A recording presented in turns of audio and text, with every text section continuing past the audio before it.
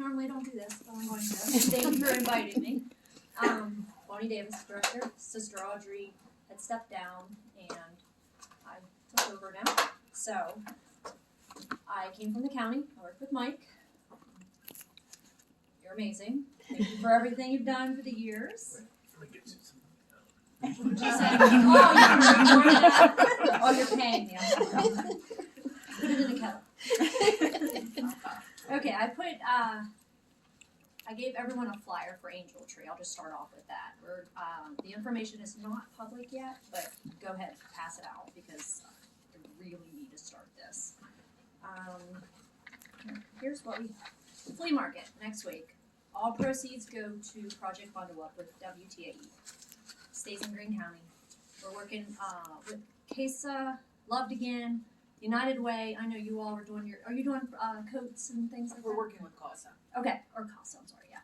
So whatever I had a meeting with Aaron, and his overflow, that you don't have enough coats, we'll have some. So we're going to work together on that. And if you need cribs, anybody need a crib, please let me know. I have a brand new one at the center, okay? I put that out there. So, Project Bundle Up. I'll have registration information for that. I'm going to have Sheets. Sign up for Sheets. I don't know if you know this, but Sheets they're fantastic around here, everywhere actually. They choose 16 kids, well I'll choose them, but 16 kids for each Sheets, and they buy gifts for them. So, that's wonderful. Plus, the Angel Tree, which was Treasures for Children, but we switched it back to Angel Trees. So if you want to participate, just shoot me an email saying, yes, I'd love to do that. And I'll drop off tags or you can pick them up. And I had one person say they can't have like donations or gifts. You can drop it off the center. That's not a problem. Or call me and I'll pick up in your car. I don't care. So what else we got? We got a lot going on.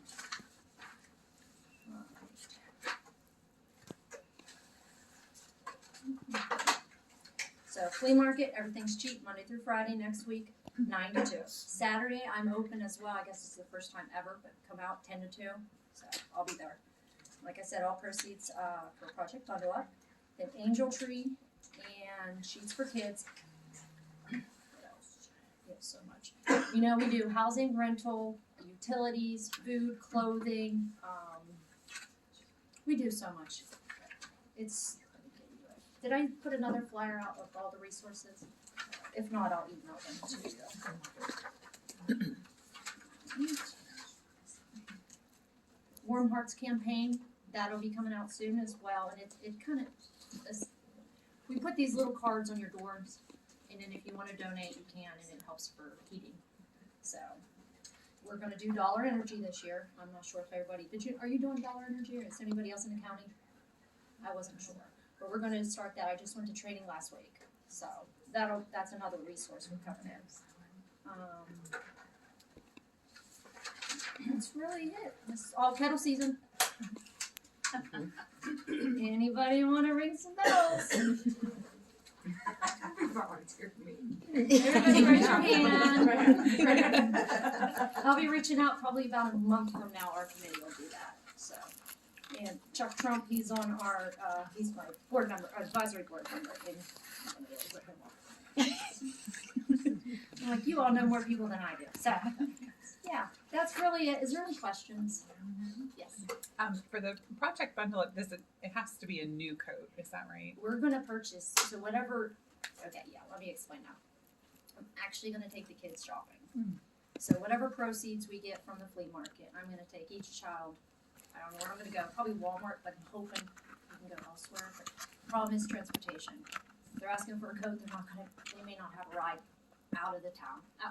So most likely it's going to be Walmart. I have a meeting with the manager next week to set that up. So I'm going to ask them to order about 100 coats. Doesn't mean that's going to happen. And whatever overflow, CASA has, or if they can't help somebody, I'm hoping I'll be able to. So our estimate last year, we had 60 families with children and senior citizens. So we're just going to take them, they can buy their own coat. Because it's tough. I don't want to shop and then the kids not like it. You know what I mean? So, yeah. And if we do have more applicants than proceeds from the flea market, I will probably post, say, hey, if anybody wants to drop off a new coat, I'll probably do that. So. Are you taking donations of items for the flea market? Do you need things to sell? The community has really came together.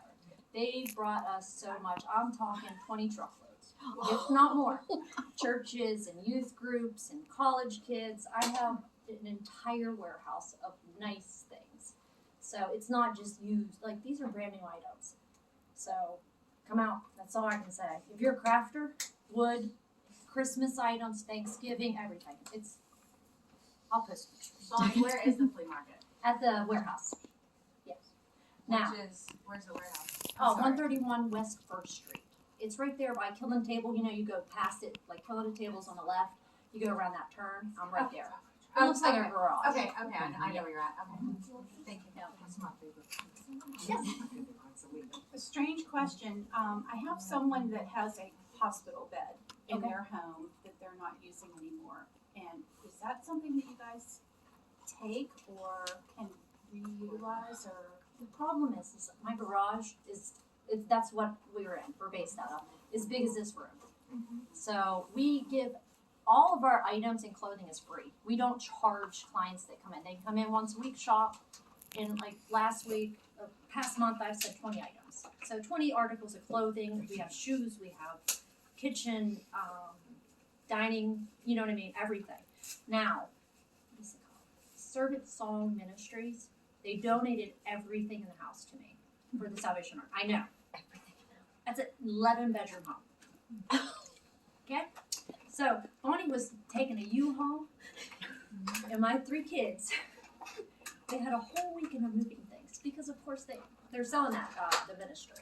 So, I have a storage unit packed full of 11 bedrooms. So, anybody is in need, you know, anything, fire, flooding, anything, just get a hold of me. I have it. If there's couches, chairs, dressers, kitchen table. I actually have a kitchen table and chairs I need to pick up, but my truck's battery went dead and I locked myself out of the car today. So, anyhow, yeah. So, yeah, I've been moving a lot. We should probably call the senior center. Which one? I would call it. I mean, any Respite? Well, Blueprints has the senior centers, and we don't have the space for. Well, I mean, they might know of someone. Yeah, we Actually, I know someone who needs a hospital. Really? Seriously? I do. Okay. I just remember who it was. I was just sitting here saying it loud, but yeah, I got you, Amy. I got you. All right. This is my next If one. I had room, I would. I just don't. Like I'm gonna message him. somebody dropped off a couch the day before in front of the garage door in the rain. And it would have been a beautiful couch for somebody, but it had rained. And I have signs clearly marked. And I don't want to sound ungrateful, but I can't, don't drop it off at night, like furniture or anything valuable, because I'm not there. And it's sad because now I have to put that in the dumpster. Because after 3 nights and a cat sleeping on it, so yeah. And it's just Jessie and I, and she's 80 years old. She just, we're not going to just throw that around easily. Yes, the borough has cleanup days on the 7th, 8th, and 9th. They might come pick that up for you. That, thank you. Because it costs, like, if I fill my dumpster up, they go by weight. Yeah. Like, that's call, money I don't Call have. the borough. They might come pick it up for Okay. you because they have cleanup days next week. So, alright. Thank you for The that. Waynesburg Borough is 7th, 8th, and 9th, and then Franklin Township is this Friday and Saturday, 8 to noon. Anything in Chronicles? I don't know offhand, but I can find out. Usually. Yeah, they'll have call email. Yeah, if you send that to me, I can put it in the e-blast too. I will put something together for you. Any other questions? If anybody needs anything or knows somebody that needs any, like I said, household items, get a hold of me. Thankfully, I have a donor that is paying for the storage unit. So it's very nice, and they even rented me the U-Haul. So, I just had the stipulation was, Bonnie, you move it all. 11 bedrooms is a lot. Well, thank you very much. Thank you. And welcome to the Green County I Business appreciate it. I'm sure we'll be seeing a lot more of you, and I'm a Rotarian. I know we ring the bells, and we also participate in Angel Tree, so thank you. I'll need all the support and volunteers I can get. Well, we really love both of those projects as a Rotary Club, so I appreciate you. well, thank you very much. All right, so we're going to jump around just a little bit because one of our speakers today has a really big project that she needs to get out of here and go work on. So part of what we were doing today is sort of celebrating small business. As many of you probably know, Small Business Week was last week, and our luncheons are always on the fourth Wednesday. So I just went ahead and kept with our normal date, but we're going to hear today from some small business owners. And so the first one that I'm going to ask come and speak is going to be Leanne Shaner from Your Cookie Rookie.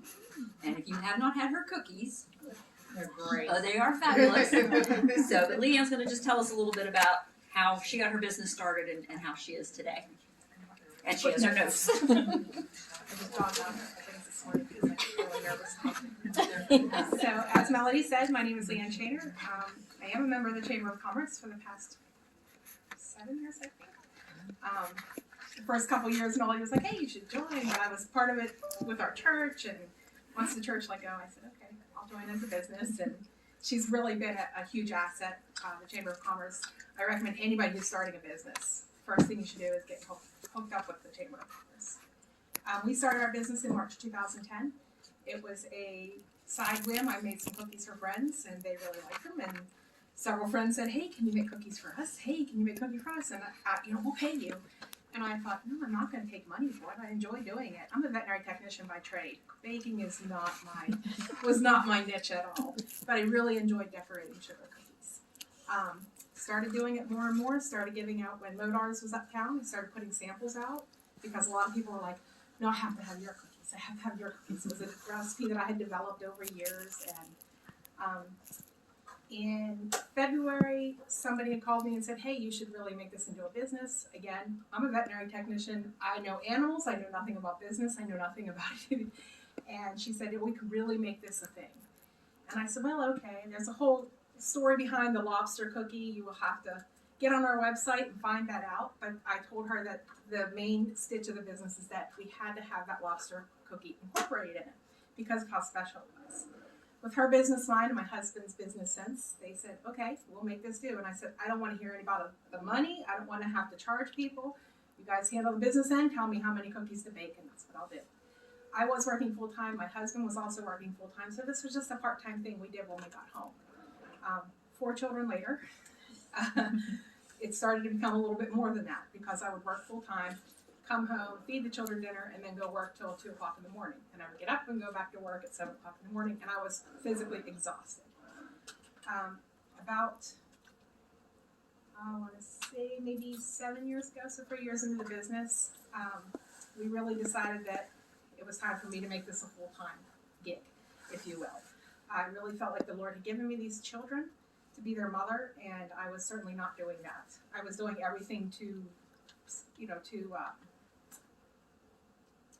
the word I'm looking for? Provide for them, but I was not actually being their mother. I prayed about it, really decided that, okay, I'm going to quit my full-time job, and there was a job position that had opened at our local church, just a part-time secretary. It was enough to make my car payment for the month, which is what I really needed, and I was making these cookies on the side. Our church ended up folding. The pastor went back to Georgia. They're actually the ones that helped us start the business. And at that point I thought, do I go out and get a part-time job and keep the cookies, or do we kind of bump up the business? My husband said, "Oh, I don't know, we'll start praying about it." And really had not given it much more thought other than that. And I figured I was going to go get a part-time job somewhere. My husband had to fly down to Florida to pick up a truck and drive it back from Florida to Waynesburg. And he takes care of the business end of it. I don't take any orders because I used to take orders and I would miss them and forget them, and it would be a nightmare. He was on his way to Florida, and he said, "Do not answer any messages on the iPad. When I get to Florida, I will answer whatever comes in." And I said, okay. We would get maybe 2 or 3 orders a day, if that. By the time he'd gotten off the plane in Florida, we had 17 people who had messaged for orders between phone calls and Facebook messages. And I called him and said, "Hey, there's 17 messages." He's like, "Okay, I'll get them." So he did a little bit there, and then he spent the night in North Carolina. And he had said, "Well, I'm on the road. Do not answer any more messages. I'll answer everything when I get to the hotel. I'll have nothing else to do." 26 more orders came in that night. So he had called me the next morning, and he said, "This is crazy." He said, "We've gotten over 40 orders in just 24 hours. And I was like, okay. He said, "I think the answer has been provided that we are to do this full time." And I remember crying, saying, "Okay, enough. I get it. I'll do it." So we did end up making this a full-time business. I started doing it full time, but again, I was getting up at 7 o'clock in the morning and sometimes staying up till 2, 3 o'clock in the morning. We had built a bakery onto our house, but I was out there from morning till night, and I would stop and go make dinner or stop. But we had a swinging door that was kind of a half door, so the kids could still open the door. I could still see what was going on in the house, but was alone in the bakery. The kids started realizing that I was missing out on movie evenings, et cetera, et cetera, et cetera. And it was getting to the point that this little bakery that I had was no bigger than one of these tables. Everything had to be, I would cut out the cookies, then I would have to clean everything up and then bake the cookies and then clean everything up and then decorate the cookies. So we started to pray for a bigger space because I just didn't have the time or the ability to continue in this little space. Again, we decided the Lord provided us to do this full time. We will make this we'll pray about it. Sure enough, 2 weeks later, we had a friend who called us and said, we want to help you expand. What can we do? We started looking for a space, and we found the space that we are now in the back of the Judo Studio, where the old farmer's market used to be, and there was a nail salon down in there. We rented that space. October of 2019, we had our ribbon cutting from the Chamber of Commerce. We have been incredibly busy since then. We now do 12 to 14 dozen per day, 5 to 6 days a week. I am the only person who decorates. My husband cuts out the cookies, and we have a lady that comes in and makes our dough every week. When the COVID hit, that really became, I was really worried what we were going to do. We started making the decorate your own kits, and that really carried us through because parents were at home with their kids and had nothing to do. This provided a snack and something fun to do, and I didn't care because I wasn't the one getting sticky. I hated sticky more than anything. But that really carried us through. And at that time, my husband was a part-time electrician, so he would come and do the evening stuff. He would do the paperwork part of it. But I was pretty much at the bakery on my own. Well, when COVID hit, he had to quit doing the electricity. They were emergency use only. So he started doing the business full-time, and the business increased. And so we decided, okay, now that it's both of our full-time jobs, we are both fully employed by Your Cookie Rookie. It is not a woman-owned business. It is a family-owned business. My children all help out when they can. Now they're getting older, so we have one son getting married. We have shipped all over the United States to military bases, all the way over to Qatar. I know that's in the news, that's why I mentioned Qatar, because we had cookies there. And we had really been starting to pray for somebody else to help us decorate the cookies, because I'm only one person. And if you've ever decorated a sugar cookie, try doing it 144 times a day. Especially when some people want you to put a miracle on a cookie. And I really do try to do people's requests. But we have found a new decorator just by happenstance. We were getting to the point where people were calling and I would say, I'm sorry, we're 2 months out now. We're booked until this date. So I told my husband, why don't you just take some circles, put some icing on them, dip them in the sugar, and they won't be beautiful, but we'll sell them for less and it'll be something. And he started decorating the cookies, and I thought, we've been praying for somebody to decorate cookies for years, and here he sits right beside me. So, to his dismay, he is a good decorator, and he is going to base coat everything for me, so I will be down to just putting details on, which will hopefully increase our production a little bit. We do offer cookie decorating classes, team building experiences. We kind of put it off a little bit with COVID, but things are starting to come back now. We do birthday parties, baby showers, office parties. Usually 2 to 3 cookies per person, and they spend some time decorating it, and you kind of really get a feel for what I do all day long. Most people leave the party like, I cannot believe you do this all day long. My advice to young business owners is, one, enjoy what you do. There are days I go home crying thinking, what in the world have I done? And then somebody comes and picks up their cookies and that little child's face lights up. And it just changes the whole attitude. I really love what I do. It's really the only thing that keeps me going through this. And the other is to connect with the community. Our community has helped us so much. Getting through COVID. We're just proud to be part of Waynesburg community. And we do a lot of fundraisers. We try to donate as much as we can to whoever we can. So, again, we're usually booked up. I feel really bad telling people no. But if you have any orders, get your orders in soon. Because we are already booked through November 2nd. So, yeah. Halloween is actually my busiest time of year. It's actually busier than Christmas. But my son is getting married October 30th this year. So, we have had to put all of our Halloween orders off, which is a little strange to me. But we have people who are buying them early and freezing them because they just want them. So, anybody have any questions? You do a great job. Yes. Thank you. Yes, you do. Thank you. We really do enjoy it again. And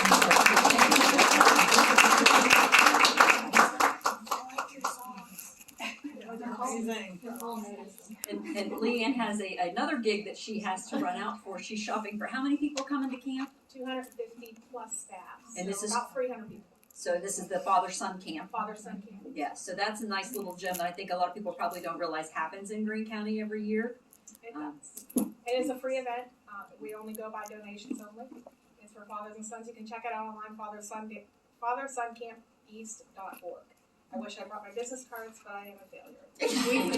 We do the father-daughter. They do the father-daughter camp. Yes. Save a Horse comes out. Little girls ride the horses. Aw. For the boys, we have more blacksmithing, gun shooting, rappelling, zip lining. The girls do all of that except the blacksmithing, and they get horseback riding. So it's all on And there. over and over and over and over and over. We get to know the kids every year they come back. And it's sad because they come in June, so they are hot. The horses are hot Yeah. when you run all day. And we get cranky. Horses Yeah. get cranky. Our feet hurt by the end. We provide dinner for the fathers and the sons and the fathers and daughters every night, Thursday through Sunday. So And it I'm always looking for smells 300 good. people. So that's what she has to run and do today. Yes. Leanne, So I thank you for- apologize for leaving. Thank you for coming. No, you have a lot to do. No need to apologize. But Leanne, your business is really just a gem here in the county. I know everybody that has had your cookies, and probably which is almost everybody in this room, can agree that they're some of the best, most beautiful cookies that we've ever seen. Oh, thank And a lot of times I get mine and I have to keep it on my desk for several days before I eat it because it's too pretty to eat. You see the sheep teacher, like you sure eat the cookie. That's Yeah, all. well, believe me, I do eat it. They don't go to waste. I will say that. I do have relatives that keep cookies on the shelf and I get so mad when they do it. Why have you not eaten the cookies? Well, Thank you all for having me. I'm sorry I have to scoot out. That's okay. Thank you very much, and good luck with the camp this weekend. Thank you. And I'll. Okay, thank you very much. All right, so now I'm going to jump back over here to just a couple of things that I wanted to point out. And I know Stacy has to leave too, so See you, Stacy. Thank you. on everybody's table is a membership directory. I believe these are the only 4 that are left in existence right now. There might be 2 more. There might be 2 more. So you are free to take that one. However, the new directory will be coming out. We're in the home stretch of the proofing. And it'll be going to print here. My goal was by Friday. that it'll My be- goal too. Yeah. Mandy has been leading the charge on that particular project. So we will be seeing most of you in a week or 2 to deliver your directories. So, but we brought what was left, and usually we are like this. We trickle right down to just a few right before they go to print. So that'll be coming out. It's going to have a little bit of a new look this year. It was time to sort of change it up, so I'm really pleased with what Allen Lake has done with our cover.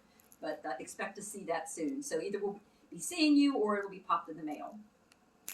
Currently, we're working on the Christmas gift card raffle, and Amy dropped her things off. Thank you very much. You're That's something that we've been doing now for 5 or 6 years, maybe 5 years. And the goal behind that is it's Greene County gift cards, gift certificates, and then some businesses who don't have a retail establishment donate cash.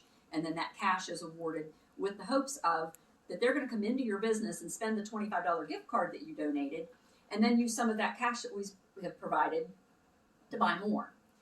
So it's a way to sort of drive people into local businesses coming right before the holidays. And I've always sort of joked, but this really is the truth, that if you are the lucky winner, your Christmas shopping is done because everybody loves the gift cards and gift certificates. So literally, you could be done if you win. So we are in the process right now. I have 38 donors. And normally we have about 60, and I had emails back out to those who participated in the past. But if you would like to donate a gift certificate of any type, and it doesn't have to necessarily be from your business, if you wanted to go purchase one, there will be a few national retailer cards on there. Some companies have them already branded, and we get them, like one is coming from a company that does a promotion with Texas Roadhouse. And I think I know it's $200 in Texas Roadhouse gift certificates that comes from this one local corporation. So but please keep in mind, we're trying to get that printed, and then it'll be drawn on the 23rd. It'll be on the PA Daily number. And we'll be around $2,500, somewhere around there in value. Yeah, there's also a flyer on your tables Yeah, for that as there well. is a flyer, and then we'll be looking for people to help sell them also. And you get 2 numbers for $10. So it's a way that the chamber raises a little bit of money, but it really is geared towards driving people into our local merchants. Okay, one other little item of business that I just wanted to throw out before we get into the rest of our speakers.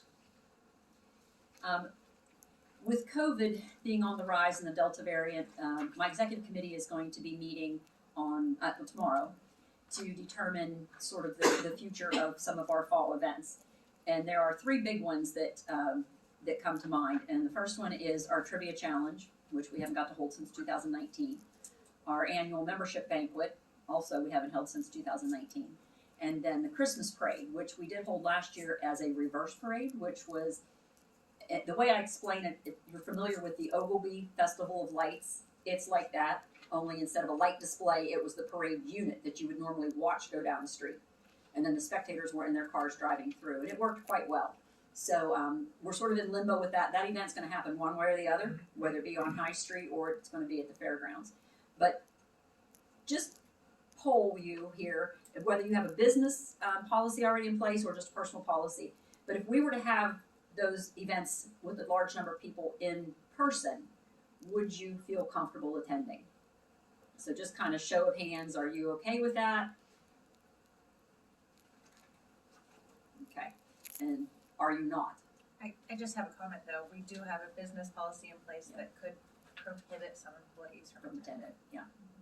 So that's going to be a really hard discussion tomorrow, because we're pretty much at the point where we have to make a decision one way or the other, because I got to start planning.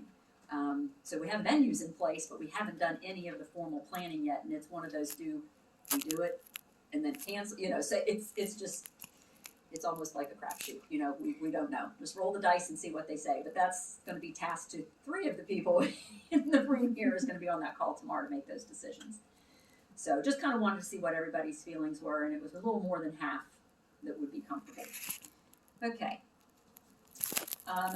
So our next speaker, we are going to hear from Amy Chess. Amy is a pampered chef consultant, and she has a bigger title than that, I believe, but she's been very active in this business, and it'll be interesting to hear how she got into it and where she is today.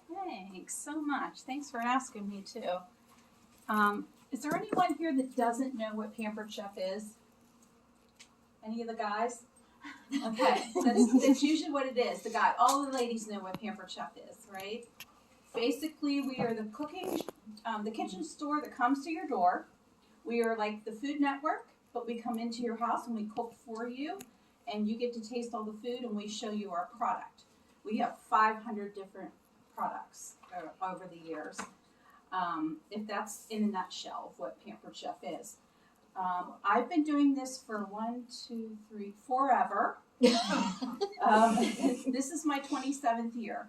I'm starting on right before Thanksgiving is my 27th year. And you're thinking, gosh, you must have been 9 when you started, right? It always gets a lot of laughs, yeah. But I started, I love how she was talking about God and praying, but I worked in downtown Pittsburgh. I worked for a gentleman who drove me insane, and I was praying at my desk for something. I need something in my life that I can touch their lives somehow, some way. And this presented itself to me, and I quit my job and decided to do this. So it's a home-based business. My children were 6 months old and 2 when I started this. So I say I adjusted. So when I started, there were no computers. There were no cell phones. You had to lick your stamps. Let's see. It was maps to find. You opened up the maps and you had to find the roads. We're talking a long time ago. So there's been a lot of changes that have happened. As a home-based business, what I do is I go into people's homes. I go into businesses for really fun lunch and learns where I cook in front of the whole group. They come into the conference room. That's a real fun thing. And I do fundraisers galore. I am known as the fundraiser queen of Pampered Chef. So you name it, I've done it. Raised money for causes, and it's not hoagies, it's not wallpaper or wrapping paper, it's stuff that you're going to use and make a profit on. So it really does well. So I had to do a complete shift in my business in 2020 because I go into homes, I go into businesses, I'm in large groups, right? So what has happened is I was praying about it and thought, all these youngsters that are joining the company are doing these things called virtual parties. What the heck are virtual parties? And I'm not into it. I don't think. But my New Year's resolution on January 1st was to be a student of the business of virtual. I want to learn it.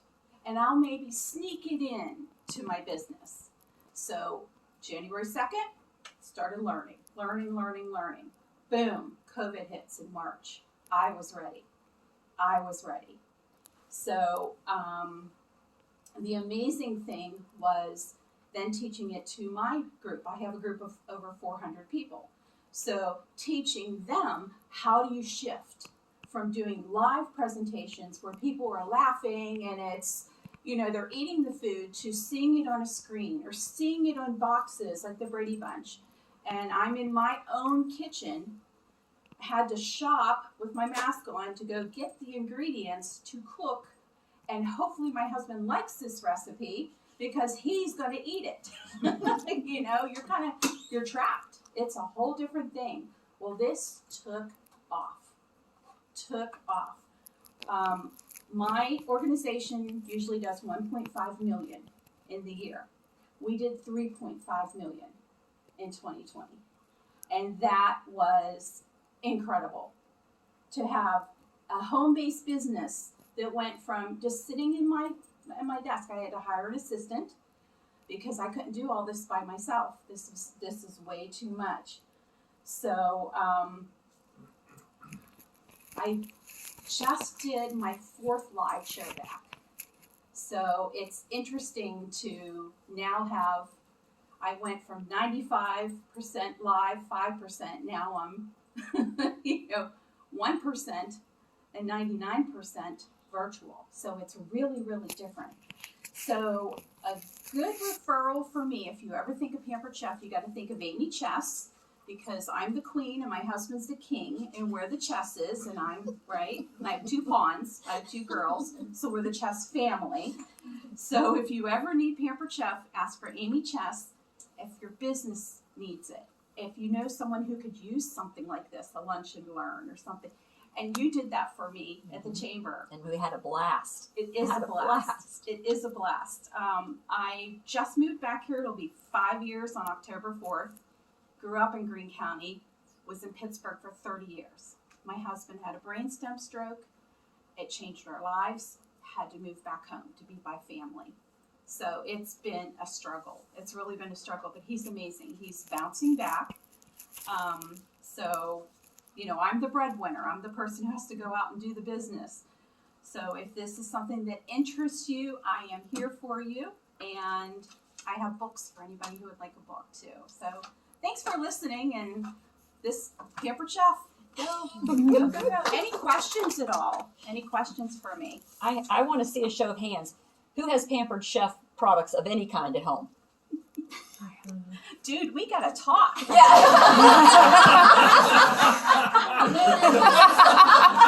Get the pizza stone. Yes. Well, I'm sure we can all throw out all kind of recommendations. She does the mayonnaise. I don't know if I can eat all Sounds like a party. Yeah, sounds like a party. Well, Amy, thank you so much. We have had a couple of events at the chamber with Amy, and I know we had a event where she came in and we had a party because, as she mentioned, fundraising. We would hold a party, and then the items that we would earn for free or half off or whatever, we would put into our stash for when we had Chinese auctions. And then some of those items would go in to our Chinese auction items.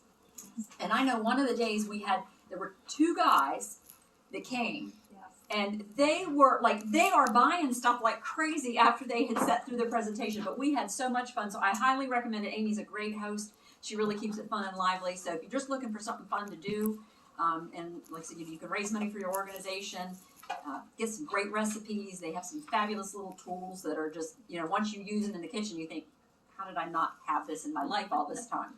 So Amy, thank you very much. I'm very proud of what you've done. Grew your business to the point that you need to have an assistant, and that's fabulous. So thank you very much. Thank you. Okay, we had one speaker who didn't make it today, so we'll go ahead and jump over her. I wanted to introduce our next speaker, and this is Steve Broskell. Thank you. He's with the National Federation of Independent Businesses, and he's going to talk a little bit today, and I thought this was a very good tie-in for this particular topic of our meeting, so the floor is yours. Thank you. Thank you, everybody. When you all went around, other than Amy and the Leanne that left, does anybody own and operate their own business? Anybody else in this room? Okay. Two back there. Well, she's a Okay. nonprofit, but yeah, we have two back there. Okay. So I work for NFIB, the National Federation of Independent Business.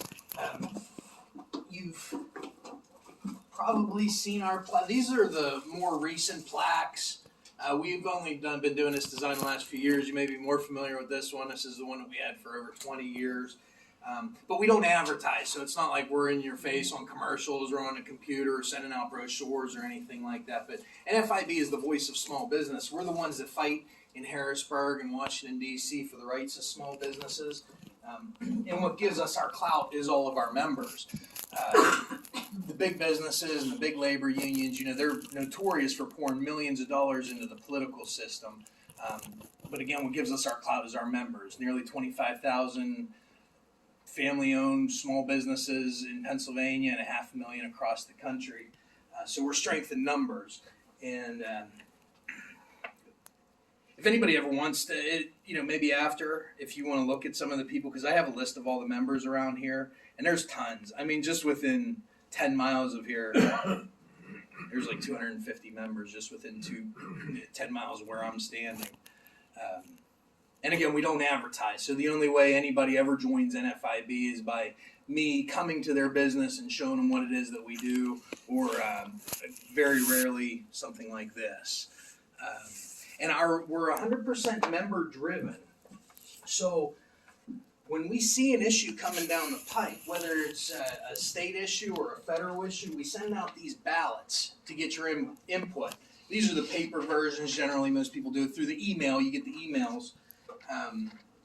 So that's how we set our policies. We don't wake up in the morning and say, okay, we're going the conservative route or this route or whatever route. Our members tell us what to do, but I'll lay it out there. Most of our members are conservative, because if you're not conservative socially and you own a business, you may be more conservative fiscally. So you care about not just talking about raising taxes and adding more regulations onto small businesses. That's what we do, is fight that stuff, because business owners are too busy running and operating their business to even know what's happening, let alone do anything about it. Walmart, you know what I mean? They'll have an entire staff of lobbyists fighting for their causes. But yeah, here's some of the. I could maybe put a few of these at the tables. Okay. Yeah, we'll pass them up for you. So there's okay. I mean, just as an example, it's not like, but like a big thing that we're actually doing right now. She took the state one. We're polling our members to find out, should there be work requirements for assistance, for government assistance.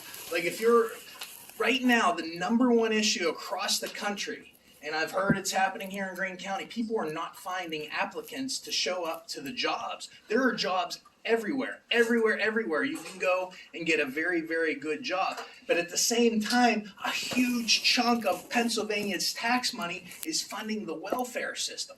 And don't get me wrong, I know there's people out there that need it and have no other options, and God bless them, but there is so much abuse of the welfare system. I see that, a lot of people see that, but a lot of people aren't aware of it. So that's why we're getting that kind of information to poll our members to see how they feel about that. And that's just one example of many. Actually, this is probably the one. I'm sorry. No. These are some of the issues that we are working on the state level. Is on the front of the paper, and the federal level is on the back of the paper.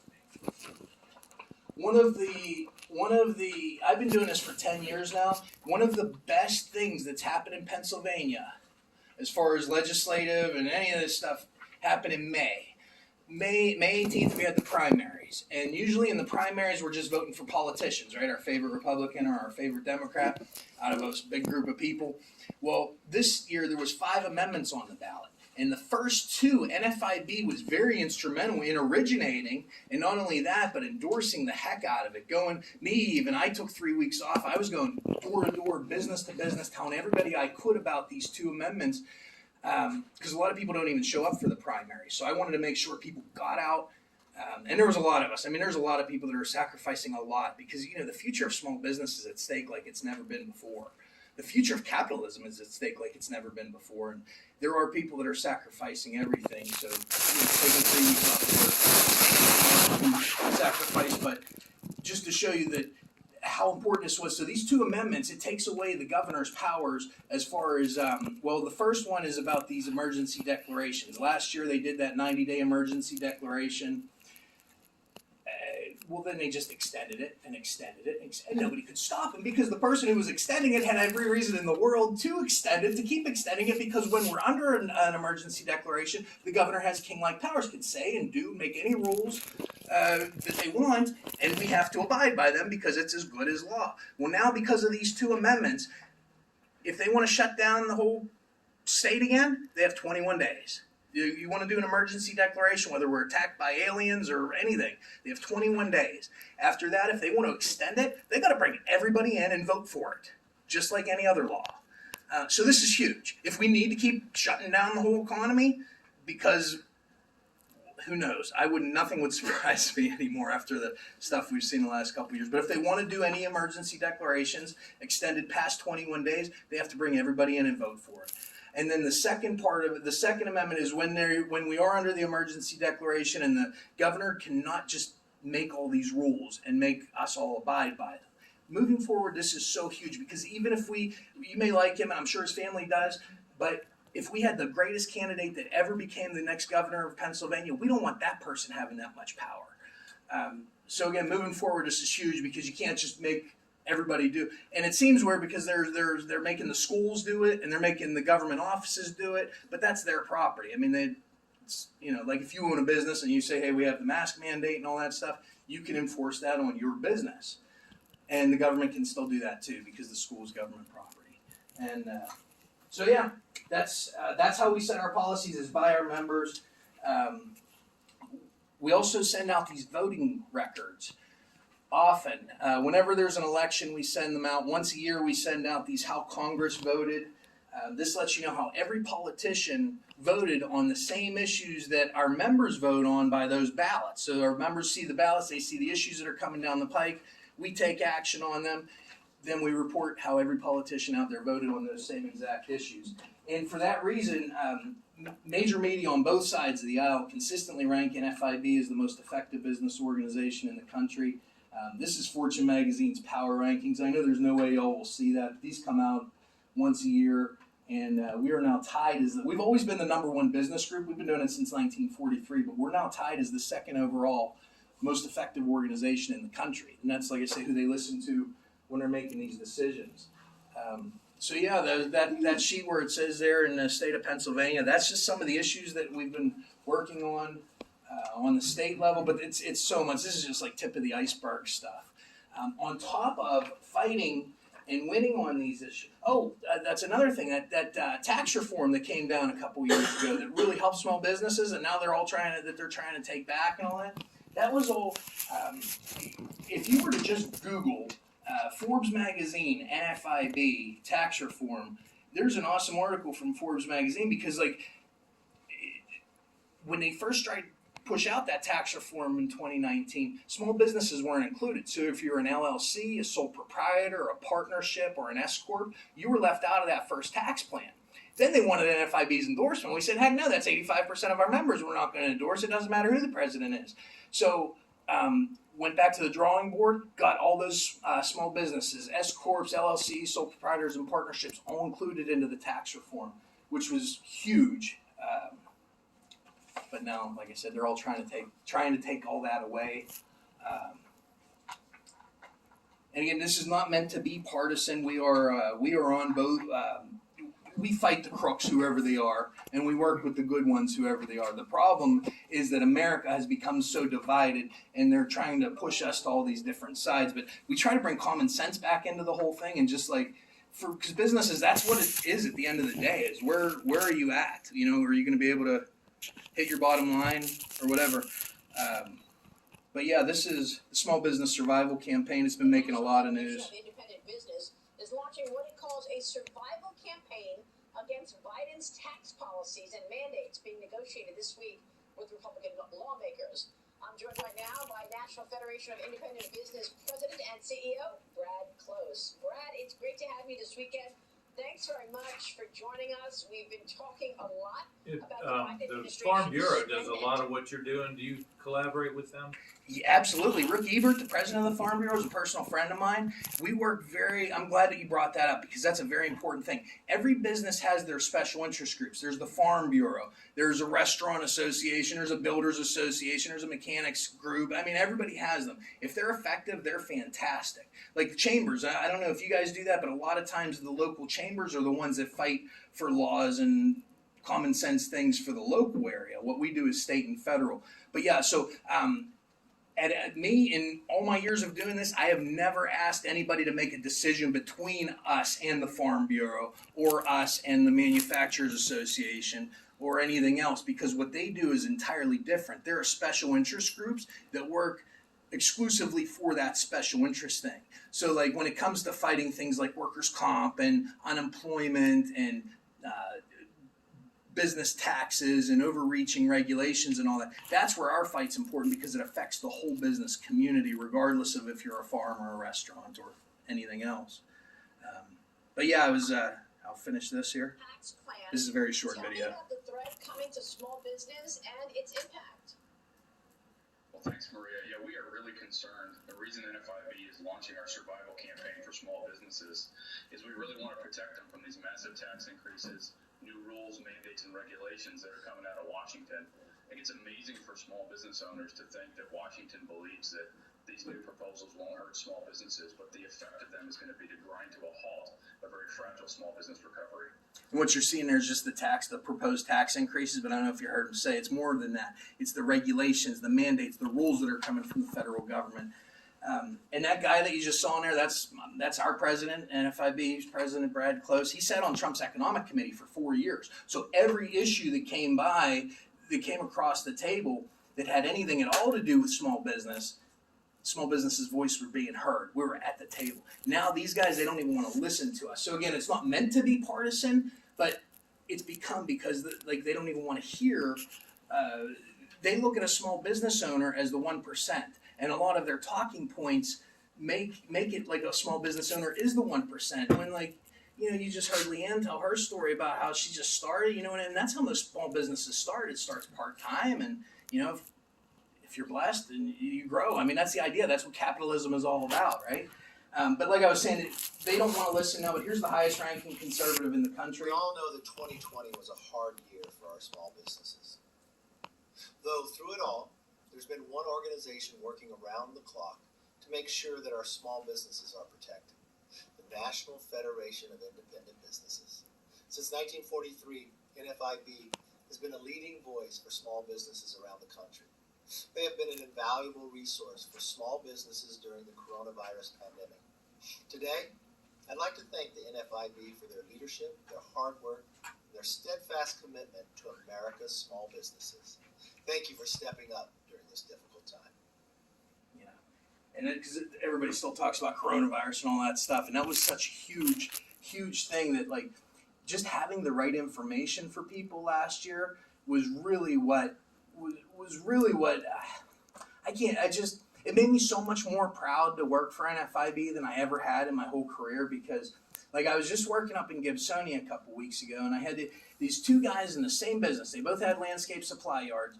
The one guy said, all this stuff started coming down. I didn't know what to do. I was calling my congressman. I was calling state police. Nobody could give me an answer of what to do. I shut myself down for 30 days. Then the other guy, same business, landscape supply, he says, I went onto your website, found out I was essential, called in just to make sure I wasn't, going to get in any kind of trouble. I was up and running the next day. So having the right information for people is a very big thing, but also like the legislative aspect of all that coronavirus stuff. NFIB not only laid the groundwork for, but fought very hard for all those little nuts and bolts having anything to do with the PPP loans that a lot of people took advantage of.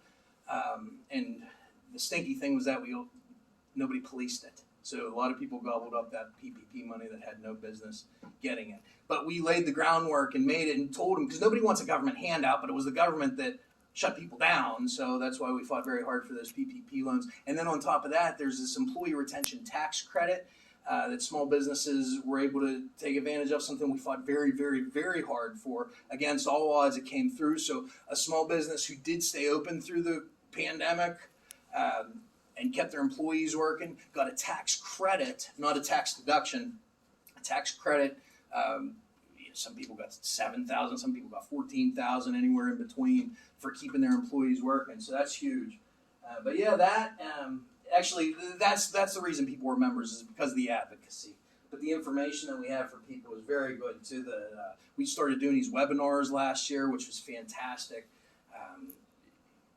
We take all the legalese mumbo jumbo and make it so that people like even me can understand what's going on out there and how to navigate through it. I think that covers what NFIB does. I would love any other question. And I know a lot of you aren't business owners, so maybe this doesn't even matter to you, and I'm sorry I've taken up all your time. But if you know anybody that would appreciate what we're doing, again, we don't advertise. That's one of the things our members appreciate the most. We just don't use our members' money to do commercials and brochures. It's sometimes I wish they would, but then I also understand too, we want to keep the cost of being a member as low as we can, because we don't want to hurt anybody. So the only way anybody joins NFIB, I cover a third of the state, is by me showing up and showing them what we do. And a lot of how I get in front of somebody is by somebody saying, please go see my friend. Any questions at all? What is the cost for the year? So that's another awesome thing about NFIB. Our dues are based on what our members feel that they can invest. There's no set dues, because sometimes we have members that were giving us 1,000 or more every year, but then they just got slammed last year. And so instead of firing us, we say we'll just do a more nominal amount this year to give you stay a member. Our dues are based on what our members feel that they can invest. The minimum is $195, and that's for a whole year, and the maximum is $15,000. And that's for a whole year. People chuckle at the $15,000 thing when I bring that up, but you'll like this too, because you've heard of the National Chamber of Commerce, right? Which is not the local, completely different. Yeah, two different animals. Completely different. The National Chamber of Commerce will take up business owners' money every year, but Walmart gives them $1.5 million a year. Home Depot and Lowe's gives them $1 million each. They work for their big contributors. We only set that maximum at $15,000 to prevent any one person from writing us a check and say we work for them. Most people do. Most people do the recommended based on number of employees. So $395 is recommended for a business with 0 to 5 employees. $600 if you have up to 14 or 15, and $1,000 after that. But like I said, the minimum is $195, and I often tell people too, because there's a lot of scams out there, and the only way people join is by me just showing up saying, "Hey, I'm from NFIB." So because there's a lot of scams, sometimes I'll tell them, join in a nominal amount this year. This will give you a full year to see the updates on the state and federal level and take advantage of our member benefits, and then next year hopefully do more. And our dues are tax deductible, although we're not a charity. Our members they pay us to do a job.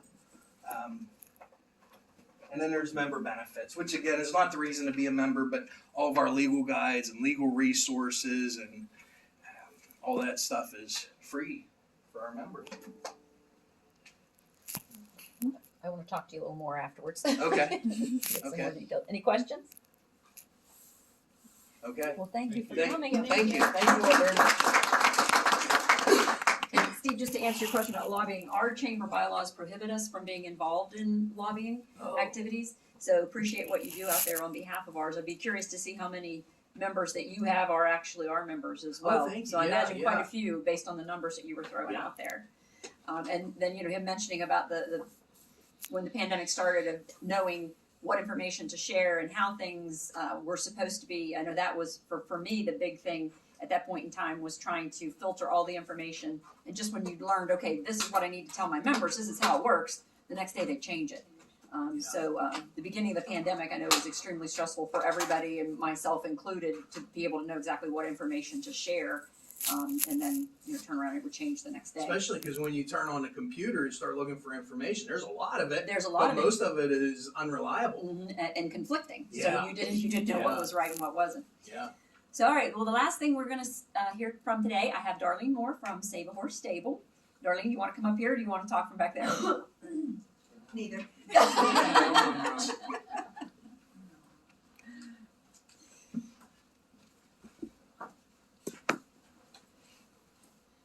Okay, I'm Darlene Moore from Save a Horse Stable. I've been doing this since 1982. When I was a kid, I always thought I wanted a lot of horses. Well, my dream came true. Now it's a nightmare.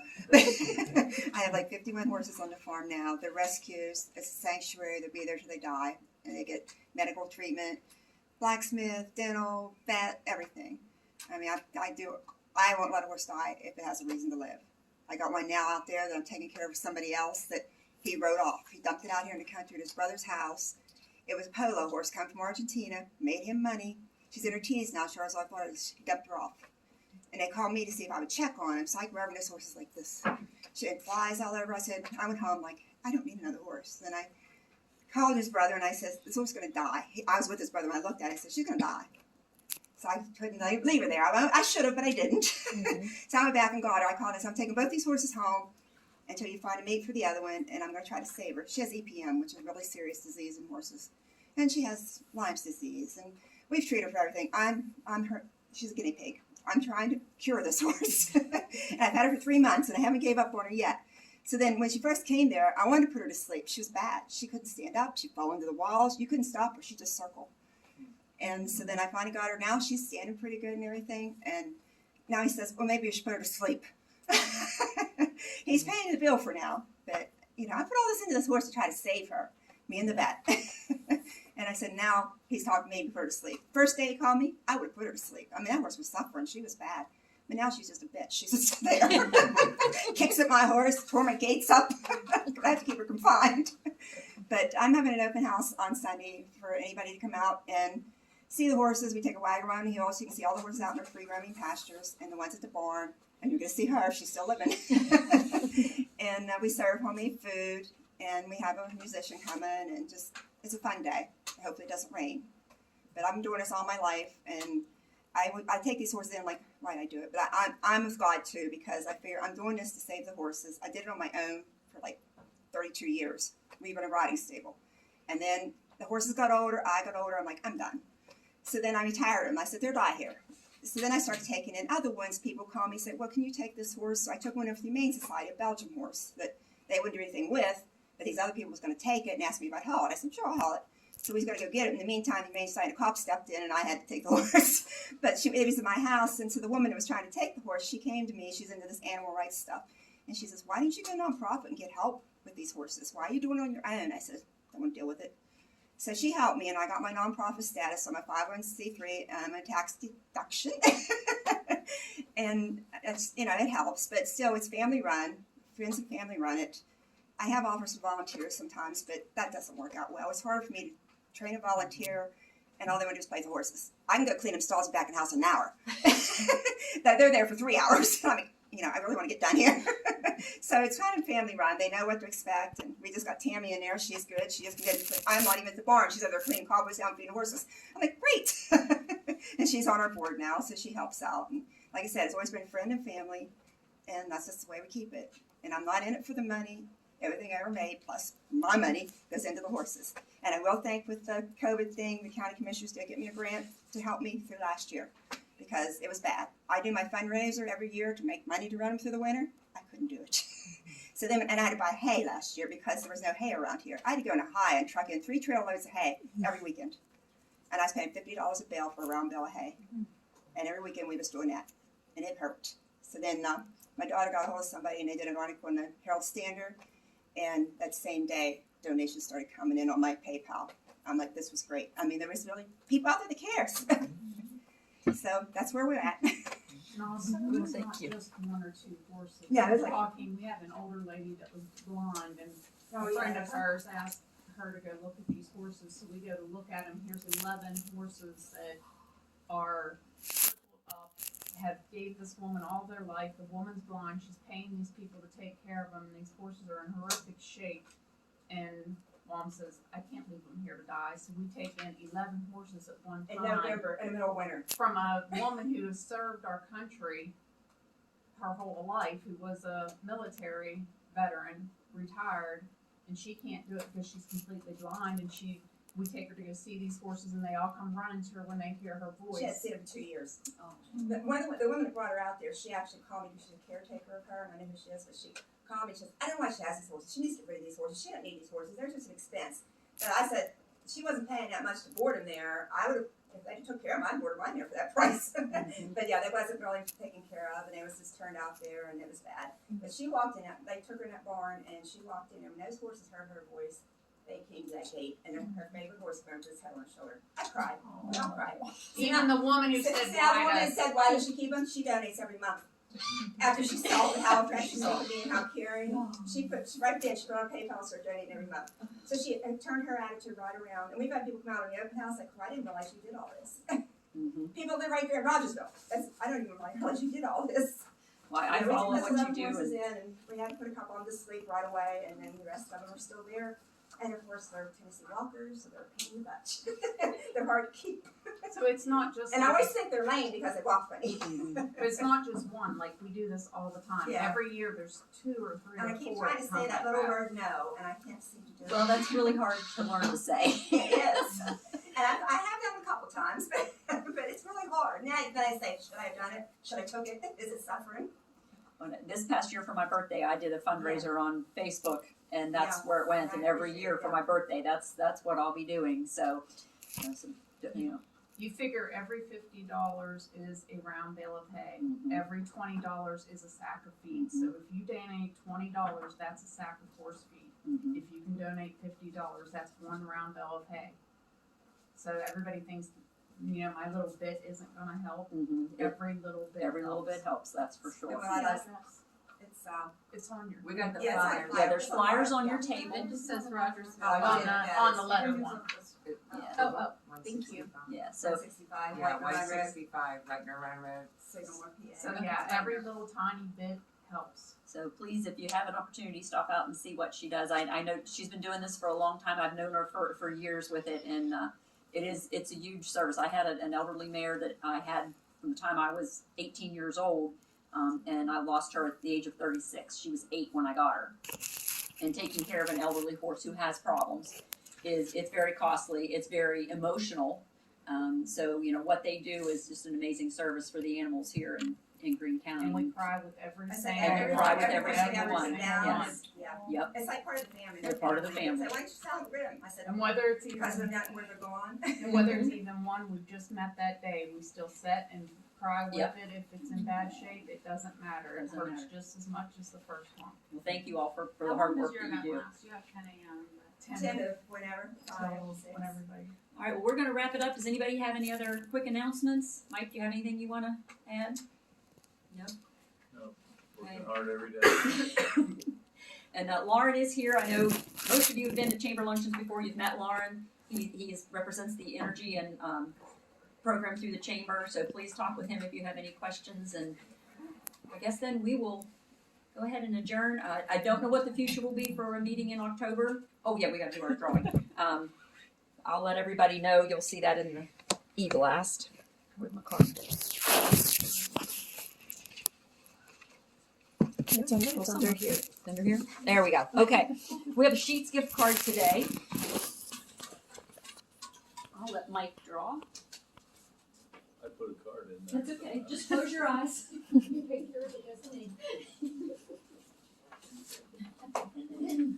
Amy Hopkins. Yay. All right. Yeah.